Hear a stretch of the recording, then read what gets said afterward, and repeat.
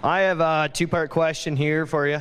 Why are you taking $1.8 billion over the next 4 years from Veterans Affairs? And on the second portion of that question, what are you doing to take away the backlog in Veterans Affairs? 3 months ago, the backlog was standing at June 2017, and today it's at July 2017, and all things are pointing towards the fact that it's actually taking longer and not shorter. The wait lists are getting longer.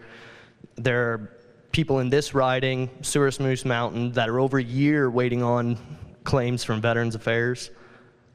What are you doing to get stuff moving at Veterans Affairs, because nothing is happening? Well, thank you for your question, and thank you for your service.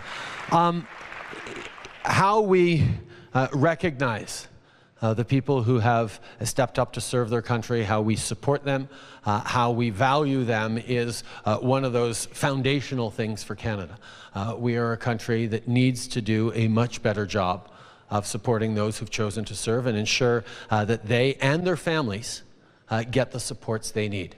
That's why over the past 3 years we invested more than $10 billion new dollars in Veterans Affairs. We reopened the 9 Veterans Affairs offices that had been closed down by the previous government, and we've strengthened the various supports we've given, which isn't just monetary supports, but is also supports in terms of supports for families, supports for retraining, supports for getting back into the workforce, for our most affected veterans who live, who are disabled or who are dealing with PTSD. We have increased the amounts of supports we're giving to them, but there is still a lot more to do.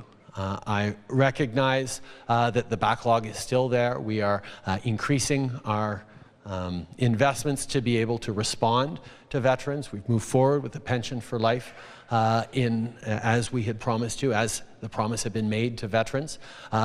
It's not done yet, it's not perfect yet, but it is something that we have been seriously committed to and something that we are delivering for those who stepped up to serve Canada and their families. And I thank you deeply for your question and for your service, sir. Thank you very much. Thank you, sir. Sorry, yes. That is not money that came out of Veterans Affairs. That is money that was projected to be spent, wasn't able to be spent, and is going to be continued to be invested in over the coming years.